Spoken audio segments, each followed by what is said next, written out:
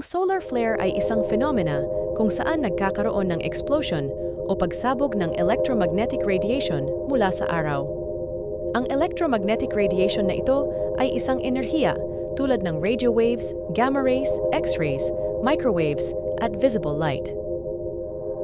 Nangyayari ang solar flare kapag na-accumulate sa atmosphere ng araw ang intense magnetic energy, million times na mas malakas kaysa sa volcanic eruption.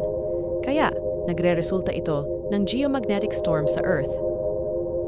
Ang Earth ay espesyal sa lahat ng planeta sa solar system dahil may shield ito na tinatawag na magnetosphere at tinataboy nito palayo sa atmosphere ng Earth ang napakalakas na radiation mula sa solar wind at solar flares.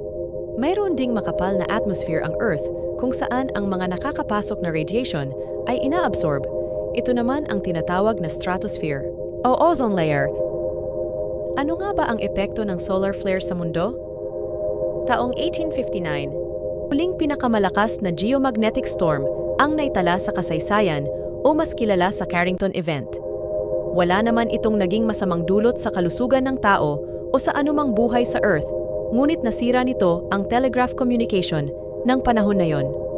Pinangangambahan ng mga eksperto ngayon na magdudulot ng internet apocalypse kung magre-release ng mas malakas pa na geomagnetic storm ang araw. Maaari nitong ma-damage ang power grids, internet connections, at iba pang communication devices na magdudulot ng malaking problema sa ekonomiya ng mundo.